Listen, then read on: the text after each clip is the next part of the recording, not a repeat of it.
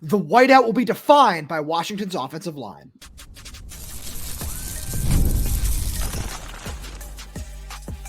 You are Locked On Huskies, your daily podcast on the Washington Huskies, part of the Locked On Podcast Network, your team every day. Welcome back into another edition of the Locked On Huskies podcast. I'm Roman Tomashoff. That's Lars Hanson. He's the site editor with Athlon Sports Inside the Huskies. I'm the site editor with Huskies Wire. Thank you for making this your first watch or first listen of the day, as we are part of the Locked On Podcast Network, your team every day. And today's episode is brought to you by FanDuel. You start the season with a big return on FanDuel. New customers can place a $5 bet. You'll get started with $150 in bonus bets if you win your first $5 bet. Visit FanDuel.com to get started. Lars, we got a really fun show coming out all the everydayers today. We're going to get into some basketball because you and I were both at Washington season opener against UC Davis. There was some good, there was some bad. We'll get into it, but we're going to get into some key matchups from this game. You know, we've got our Friday show. We're going to do all our previews. So we're going to highlight 1, 2, maybe 3 matchups that we really like in this game. But before we do that, we're going to talk about the most important matchup in this game by far. I think this is, like, in a landslide, the most important matchup here, because this game is going to be defined by Washington's offensive line. And after a solid game against USC and their not so great pass rush, they're going to be seeing a much better one this week. Exactly. And that's the other side of the equation where, hey, like, there's some promise. Maybe you have some positive momentum coming into the USC game, which is true. You do. Sure. You do have some positive momentum, but it's more like a reality check. Like, hey, let's see how much of that can carry over to Penn State. And I think a decent amount can. I mean, every time we've seen Kahlee Tafai come into the game this season at left tackle, usually UW's had a scoring drive. Happening against Iowa, happened against, I don't know if it was Indiana. Yeah, you're right. He was in on both scoring drives against Indiana. Yeah, you're correct. Okay, cool. And that's what I thought. And so it's like, you don't want to say like, oh, hey, well, you know, I guess you can only go every third scoring drive or something like that. And that's why I think Kahlee's getting another start this week. And so, to me, if Kahlee can carry that momentum and really kind of secure the left side, it doesn't have to be perfect because it's not going to be perfect. We're not expecting him to, have 30, 35 pass blocking snaps and have him have like one pressure. Like that's not realistic. But if you can give up, I mean, if the over under would be 3 sacks, if you can give up 2 sacks, that's good. Like I think you got to get out of Penn State with positive thoughts about the offensive line, but it doesn't just start with Kahlee, but it starts with Kahlee because it's you go left to right on the line, making sure that you have Landen in there as well because Landen's been a good one. Will Rogers praised guard Memler to me after the game where he's like he thought that was guard's best game against USC. So I think if you can kind of pair all those things together and get the line some confidence early on in the game, maybe things will work out better. So you're right when it starts with Kahlee Tafai, but it's not just a left to right thing in this game. They're facing arguably the top edge rusher in this class, where there are some really good edge rushers in this 2025 NFL draft class. And in my opinion, there's nobody better than Abdul Carter. So that's going to be a problem. That's going to be really hard to deal with. So I think that starts with Kahlee Tafai, where Abdul Carter can move all over the formation. He can line up on both sides. And I have a feeling with, Kahlee making his second career start, that the Penn State coaching staff is going to look at that and say, yeah, let's try you on that side. We think that might work for us. So I know, crazy take by me, but that's something that I'm going to be looking at in this game very closely, where I'm glad you mentioned Landen, because that's another guy where, we talked to Jedd Fisch about just the offensive line on Monday. And he said, yeah, we didn't feel that Enoch Vimahai was in a position to go a full 70 plays or whatever at right guard. So we decided to put Landen there and have him in guard, rotate on the left side. So I really like what we saw from Landen. That was his second career start. And this is a guy who, the more I look at this game, the more, and I like I said, I wrote about this over on Huskies Wire a little bit, where Kahlee Tafai and Landen Hatchet are the two guys I'm going to be watching really closely in this game, because they look like and Drew as a party should be considered in this as well, because those are guys that are going to be huge building blocks for your line next season. Yeah, guard Memler can return. I believe D'Angelo T.T. Lee has an extra year of eligibility if he wants it. We'll see how that all works out. That's one you and I still haven't really gotten to the bottom of just yet. But when you talk about the line and building, and because everything Jedd Fisch has talked about for the last month or so now has been building for 2025, building, moving forward, getting to next season. And when I look at it, I say, all right, Washington's offensive line can find a way to win them this game. if they can assert themselves and block downhill and run the football effectively and pass block for Will Rogers. Like, yeah, absolutely. That's how this game is won. But it also can be a sign of something much bigger. When you look at it and you say, all right, they looked really good. Let's say, Lars, they hit your goal. They only give up 2 sacks. Even if they lose that game, let's say they lose that game by 7 points, I would have a hard time coming out of the game and not saying, I'm really excited about where this offensive line is going. And it's because there are so many young guys that we have kind of been waiting for to say, oh, okay, yeah, they're stepping up this season. They're moving into that role that Jedd Fisch hopes for. And with, the uncertainty of what the transfer portal is along the offensive line in general, I should say, I think that that's going to be the most important thing in this game, but it also can be a sign of something much bigger. Exactly. I think that's why I set the over under there is, you don't have to necessarily come out with a win. Like, that's a win in itself. So you don't have to say, hey, you have to come out with a win and it's going to look convincing, because we haven't really seen back-to-back convincing offensive line performances from this team this season. Because, again, for several reasons, you talk about inexperience, the fact that Landen's only making a second start and how high we praise him, it's kind of like, I'm glad you pointed that out, because it's a good reminder, like, hey, Landen's a sophomore, and yeah, he's got a lot of game experience, but he's only got 1 start. Right. And so Enoch, even in the same crazy light coming into the season, only had 1 or 2 starts at Ohio State. 2 starts, I believe, yeah. So you can't necessarily be like, oh, hey, we need to expect instant results right now. But the results have been getting better. Now, I think the problem also arises, and the reason why I said right to left initially was when I pointed out, Drew as a party does have the most pressures allowed on this offensive line this season. Now, again, as a tackle, it's kind of not necessarily a surprise there, but him and Swanee are kind of 1A, 1B in that regard, and then there's a huge fall off. If Abdul Carter doesn't have success against Tafai, it's just as imperative that Drew as a party, has a passable game on some level, right, which we necessarily haven't seen this. And it's not a shot at Drew, but it's just like, it's not, because it's not just Kahlee, you're right. It's not just the left side. It's like, it's really both ends of the equation here. So one thing I want to add to that, because you make a really great point, but on the other side, wherever, we see the Abdul Carter alignment, wherever we see that go, something when we had our buddy, Zach Seiko from Lockdown Nittany Lions for a crossover the other day. One thing he sent me a note saying that Danny Dennis Sutton, who's been the best defensive end for this team this year, he's questionable with a groin injury.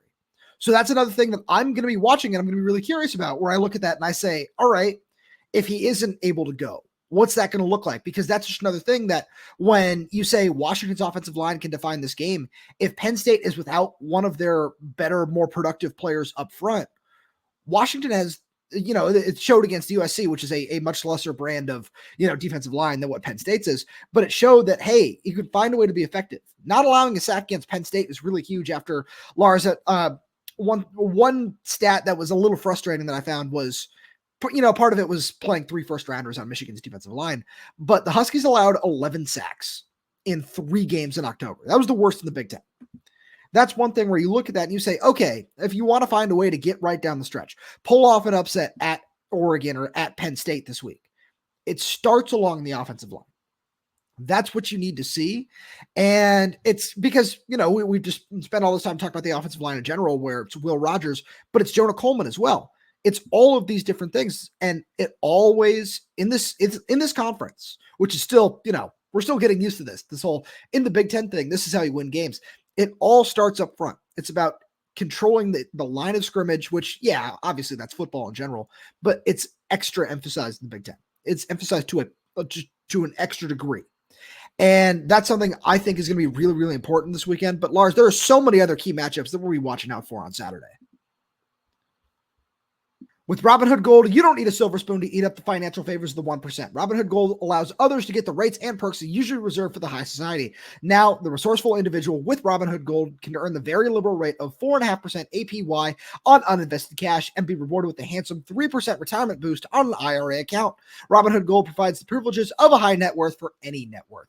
These generous benefits are now available for only $5 a month. The new gold standard is here with Robinhood Gold. Sign up at robinhood.com/gold. Terms apply. For product-specific disclosures, visit robinhood.com/gold. Investing involves risk. Rate may change. Gold membership is offered by Robinhood Gold, LLC. And we've also got a message from our good friends over at FanDuel. Get ready to tackle the NFL action with FanDuel, America's #1 sportsbook, because right now new customers can bet $5 and get $150 in bonus bets if you win. The FanDuel Sportsbook app gives you everything you need to place live bets on the NFL all in one place. So when you get a hunch in the middle of the game, you can check out the latest stats, view live play-by-play, and so much more on the same page where you place your bets.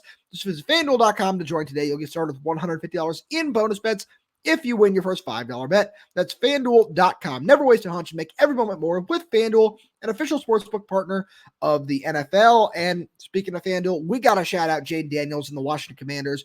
I've been on this rookie of the year. Love that bet. But after picking up Marshawn Lattimore at the trade deadline, I think they might win the NFC East. The Eagles are going to give them a run for their money, but this team is hot. They're fun. The Super Bowl window, I saw this yesterday. The Super Bowl window is open for Jayden Daniels, and oh man, it looks like it's going to be a long one for him. So Lars, when you look at this game against Penn State, the whiteout, everything going on around it, what is the number one thing that you're looking at and saying, yes, this is what I'm watching for? So let's go back to the big last marquee win before USC. It was Michigan against Washington. And what do we say going into that week? What do you do with Will Johnson? Same question this week. What do you do with AJ Harris? Do you put Jeremiah Hunter on him, or do you put Denzel Boston on him? We saw against Michigan a lot more Jeremiah against Will Johnson than we did Denzel. And I don't think that was necessarily because they were trying to prevent Denzel from going against Will Johnson. It was more or less like, look, if you can find a way to scheme open your best receiver and not have him go against their best defender, or certainly their best defensive back, that's a win. That's not saying you're afraid of. That's actually smart football, because Jair Hill got cooked by everybody on Washington that game. And no offense to Jair Hill, but it was just like, look, we're not going to victimize Will Johnson, so who else are we going to victimize? And so that's why I wanted to start here with AJ Harris. We're one of the top graded cornerbacks in the Big Ten, right? Actually, I think behind Thaddeus Dixon. This is another one where you talk about, okay, Will Rogers has time to throw, so you take out the Abdul Carter situation. How well is AJ Harris going to lock up one of Denzel or Jeremiah, which is why I think if you put Jeremiah on him, similar to Michigan, you could run this back where, hey, get Denzel some shot plays against their second, number 2 cornerback, number 3 cornerback.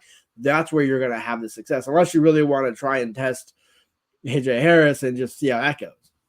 So I really like where you're going with this, because that's something that really stood out to me where when we did our crossover, one of my bold predictions was Denzel Boston 2+ touchdowns. And I'm going to just keep riding that train because eventually it's going to pay off. I'm just going to keep going back to the well, and AJ Harris is going to be a really tough matchup for him. But we've seen him produce against tough matchups. You talk about the Michigan game. I think about the Rutgers game against Robert Longerbeam, who's a future NFL guy.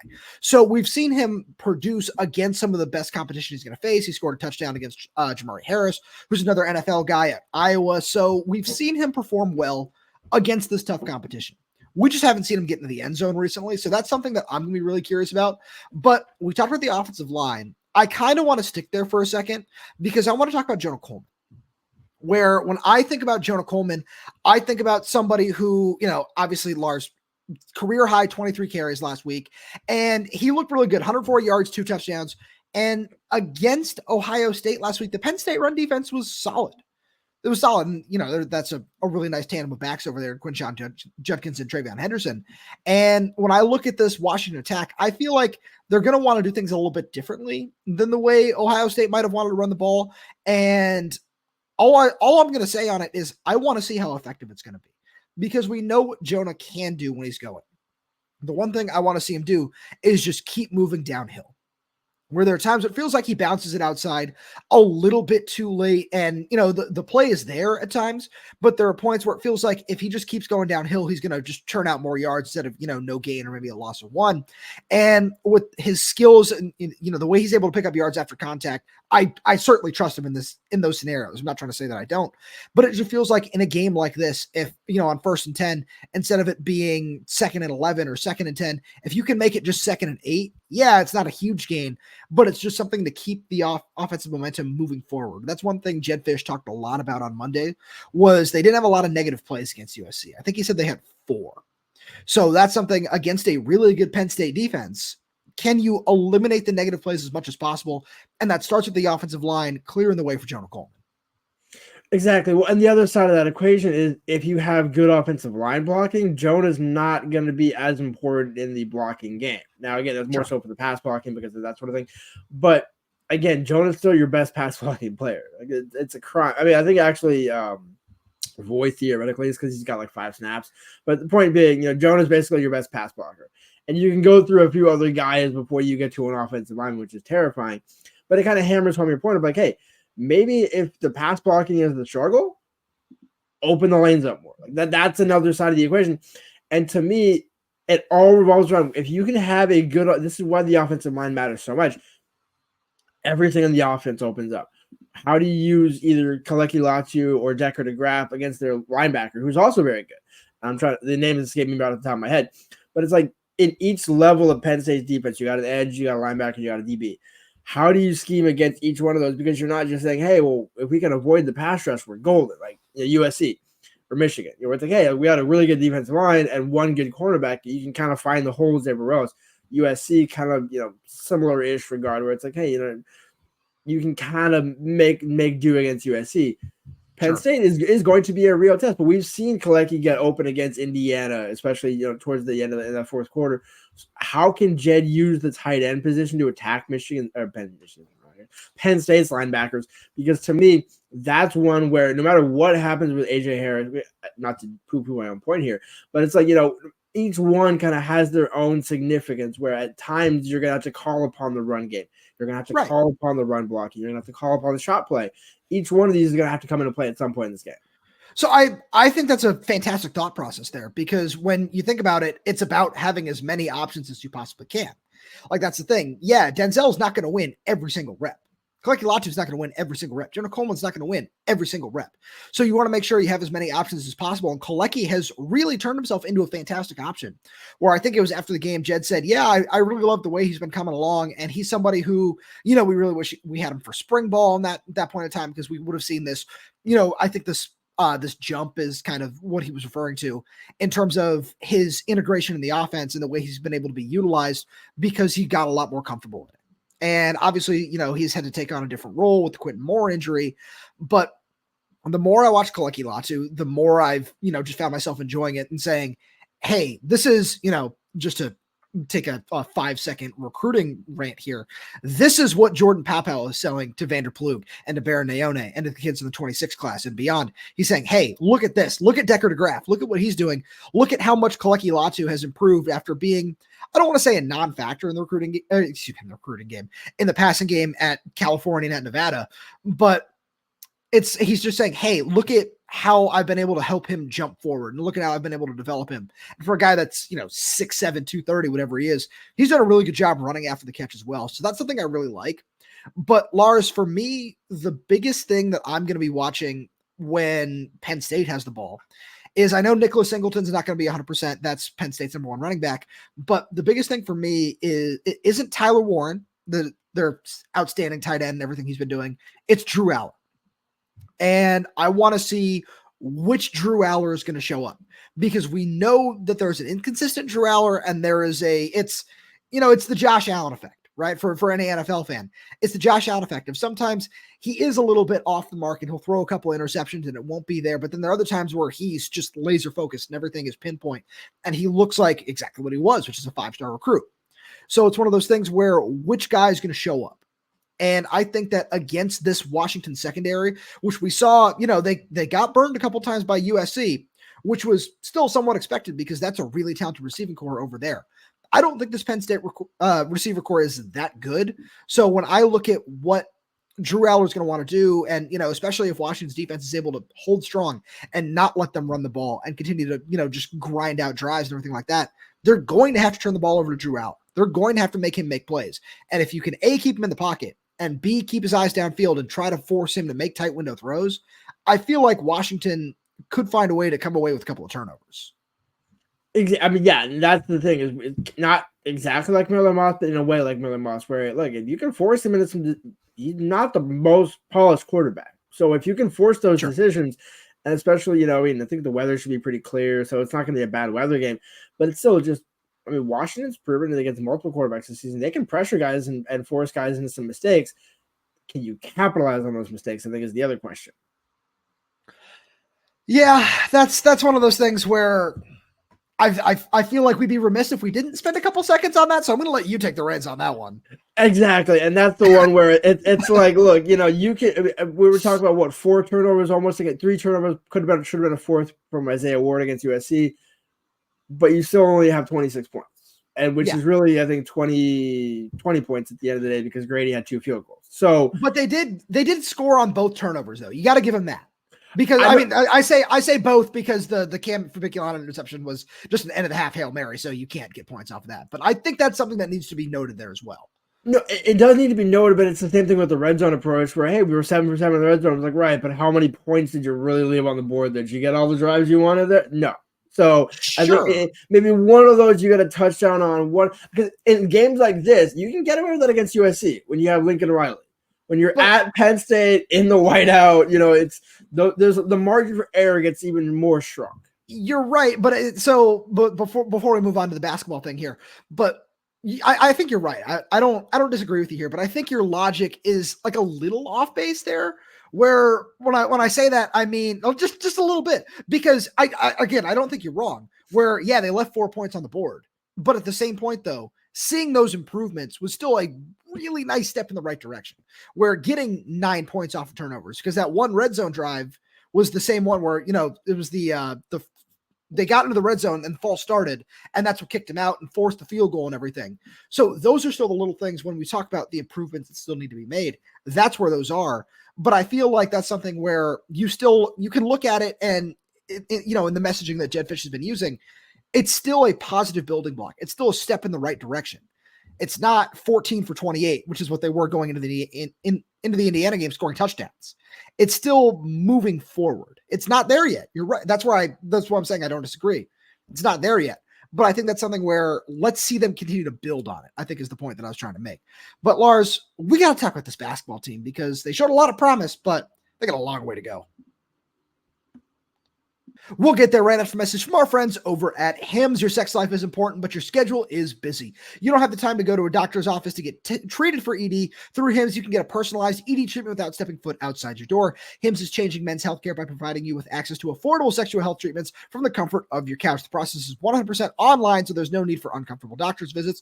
And with hundreds of thousands of trusted subscribers, Hims can help you find the ED option that works for you. Start your free online visit today at hims.com/lockdowncollege. That's HIMS.com/lockdowncollege for your personalized ED treatment options. HIMS.com/lockdown. The products mentioned are chewable compounded components which are not approved by or verified for safety or effectiveness by the FDA. Prescriptions require an online consultation with a healthcare provider who will determine if appropriate. Restrictions apply. See website for details and important safety information. Subscription required. Prices vary based on product and subscription plan. So, Lars, you and I were both at Washington's home opener, the first game of Danny Sprinkle's UW coaching tenure against UC Davis. And first of all, that was a good UC Davis team. First thing Danny Sprinkle said to us when he got in the press room was, "Oh, glad that's over." So, shout out to him for the awareness there. But they came away with a 79-73 victory. Do you want to start with the positives or do you want to start with the negatives and work our way there? Yeah, let's start with the negatives because there weren't as many negatives. It really, I agree. It was about 10, like an 8 to 10 minute stretch in that second half. Really, more so the first 10 minutes of the second half, and let's say the last 5 minutes of the first half. Really ugly basketball. I mean, now again, it was not super clean the other 15 minutes of that game, but you could see UC Davis slowly start to come back, and then when they finally take the lead, there's 51-48, I think, on a Ty Johnson. Ty, by the way. 30 seconds. Shout out T.Y. Johnson. Like, my God. Yeah, like that kid can play, man. And it's one of those where it's like, oh, you know who's going to be the scorer. Why don't you put 3 guys on him? It's like that's not that. I don't think that's going to top T.Y. at this point. I don't even think that's going to top T.Y. Short of Frank putting Frank on him and for Frank and Great and just kind of locking him up in a hard lock, that sort of thing. So you knew T.Y. was going to get his point, and I think that was the good thing that Washington showed. Hey, look, we're going to face some good players in the Big Ten. They're going to get their points. But that's not going to disable us from still coming out on the end, making those plays at the end. And I think Zoom played a big role in that when he came in, and you also had Mickey Mays. And Mickey had, I think, some foul trouble early on, so that was kind of an iffy part. But they were able to respond, I think, is because what we used to see from Mike Hopkins team is, hey, one of their best players now going off, and everybody else is going like, oh, okay, well, I guess we're done now. Yeah, so I agree with you there, where the biggest takeaways for me on the negative side of things were, the first one is something that shouldn't be that surprising. And that's that this is a brand new team. And there were points where it looked like a brand new team. And that's something where at this point in the season, that's okay, where you still come away with the win. So you can look back on it and you say, all right, we know how to learn from it. We know how to get better. Because I'll get into a lot of the things I was really happy about. But when I looked at it, I just said, yeah, this looks like a team that's out of sync, that's still learning how to play with each other. And that's fine. At this point in the season, that's fine. They played 2 live action games against opponents. They played a secret scrimmage against Boise State, and then they played the exhibition against Western Oregon. That's it. So there's going to be a couple games of an adjustment period, and that was very clear from the way that Mike Hopkins, you got me all messed up here. Yeah, the way Danny Sprinkle used Great Osobor. Great was phenomenal. He's got to work on the free throw shooting, where that's the other negative, is the free throw and 3-point shooting were things that were not there. 2 for 14 from behind 3-point arc, and I want to say 21 to 38 from the free throw line, where it was not pretty. But those are correctable mistakes. Those are easy fixes. Those are things where first thing Great Osobor said to us was, hey, that's going to be our worst shooting game of the season. So those are things where, yeah, you know how to correct those. That's just reps and repetition, and every once in a while, just taking an extra half second before you shoot, where DJ Davis, there were a couple where it looked like he was a little rushed. So there's that side of it. And then I'm not overly concerned about any of these things. And the number one reason is Danny Sprinkle, where I saw a team last night that plays with a really good pace, that actually just looks a lot more just on the same page on offense than I think we ever saw Mike Hopkins' team be. Danny Sprinkle has an offensive identity, I think is the point here. It's like, and it's not just out of Mike, but it was clear as day. Mike was like, hey, we're going to do this. We're going to do this. And it's like, I think it's the refreshing part about, you mentioned it, hey, it's a new team, new staff, it's going to take some time, similar with the football, right? It's like, okay, great. Well, we had a really good coach before. Okay, last coach was nice, but necessarily wasn't a winner at the end of the day. Now you're talking from Danny Sprinkle, the messaging has been clear. Not even just the messaging. You could be blindfolded and listen to him like, okay, no, this guy knows what he's doing. Like, he knows how to coach a college basketball team as a head coach, develop guys, develop a program, this and that. And I think that's been clear as day. Like that to me, the summer that Danny Sprinkle put them through and all those kind of, the hard workouts and all that stuff, that's where those resiliency results come into play, where you're used to getting beat up in practice, not like beat up, like, abused, but it's physical practices, very physical practices. And we used to hear, tougher together from Hopkins. I'm so glad they got rid of that mantra, because that last night was actually tougher together. Yeah, but you don't need a marketing slogan to do it. It's almost like I almost like this an indictment. I'm like, hey, like if you're gonna make it in a marketing term, maybe it's not necessarily accurate. Yeah, this one, it's like, hey, like sprinkle on some success, because it's coming pretty fast and furious here. And I think, to me, we know Great's gonna get better at the free throw line. We know Great's also gonna get in better shape. I think that's the other side of this equation is. Great, I asked Great after the game. It's like, hey, look, I was going through some stuff, not sickness and just stuff like that. So of course I'm not at 100%, but I also played 38 minutes. And I think it's like Danny knows, like, hey, look, I'm not going to baby you, but you also got to work your way through game shape. Right. You got to work your way into game shape. Me taking you out and playing 30 minutes against UC Davis isn't going to help you get into game shape. So I think part of the reason he didn't play so much is, like I said, where it felt like, because he took the ball at the floor a lot.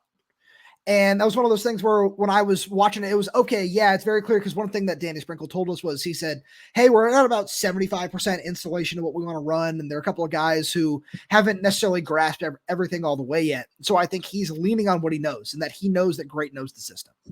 And I think we're going to see some guys progress really quickly. Zoom Diallo being the primary one, where he looked really, really good last night. I was really happy with the way he played. Another guy who really provided the spark and is the one who, Lars, when you said tougher together, the first name that popped into my head was Tyler Harris, where Tyler Harris provided that spark down the stretch. Looked like he had a cut on his lip or something when he came back in the second half. He really did provide that spark. He had a couple of, I think he had a couple of steals. I know he had the go-ahead bucket, and whenever he was on the floor, he looked like exactly what he was supposed to be, where I wouldn't be surprised if he's somebody who's starting by the end of the year. Like I'm curious to see how this roster just kind of shakes up that way. And Tyler Harris is one of the guys that I was really curious about throughout the offseason. And then watching him last night, it was, okay, yeah, this guy looks like he has a really high ceiling at both ends of the floor. And watching him on Tuesday night just kind of affirmed that for me. I agree. I think Tyree and Asha are still going to maintain that 2-3 spot just because of the defense that he plays. But Tyler Harris also played some pretty good defense last night as well. Now, again, problem being, when you check out, with the cut lip, he didn't come back in the first half, came back with 11:42 in the second half. So, again, I'm 6'8" guard, you're going to like that every day.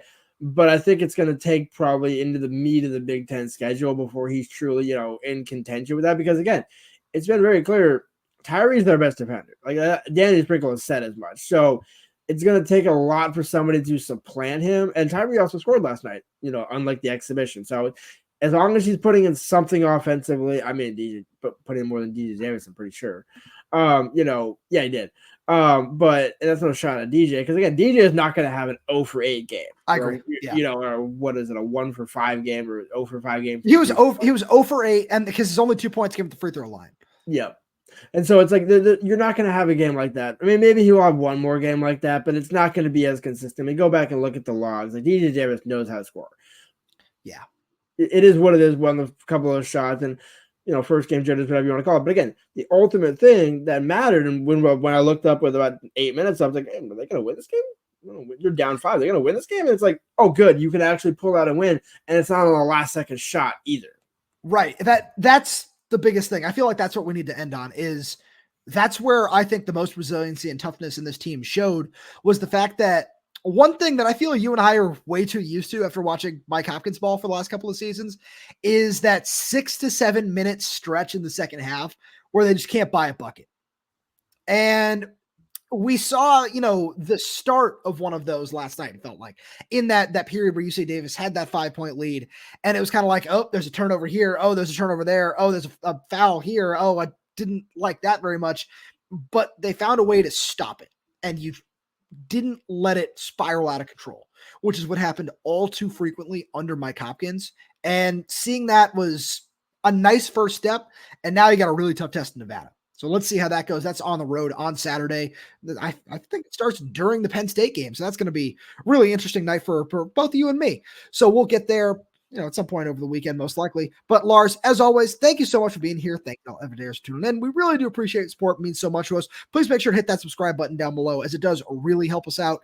And like I said, anywhere you get your podcasts, that's YouTube, Spotify, Apple Music, Amazon Music. Make sure you subscribe because we're there. We're everywhere. We're updating the channel with new content every single day. So make sure you click that like button, click the little bell so you never miss when we post a new video. If you have any questions, comments, concerns, drop them right down below in the comment section. And if you're audio only, please leave us a 5-star review as it does help us out a lot. Thank you so much for tuning in, and we'll talk to you on Friday.